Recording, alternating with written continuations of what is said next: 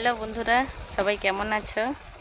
শীতে ঠান্ডা খুব পড়েছে, তো দেখো আজকের একটা নতুন ভিডিও নিয়ে চলে এলাম। এই যে টমেটো বাড়ি জল পাওয়ানো হচ্ছে। এই দেখো জল চলে যাচ্ছে, এই যে এপাশ নালিতে জল চলে গেছে, এপাশ এখনো জল ঢুকেনি। এই যে দেখো টমেটো গাড়ি ফুল চলে এসেছে, ছোটো ছোটো টমেটো ধরে গেছে। আবার একবার পাতা তার মারা হবে, জল দিতে হবে, মাটি শুকনা হয়ে গেছে তো, নাহলে ফলনটা ধরবে কি করে। ওই যে বাবা মা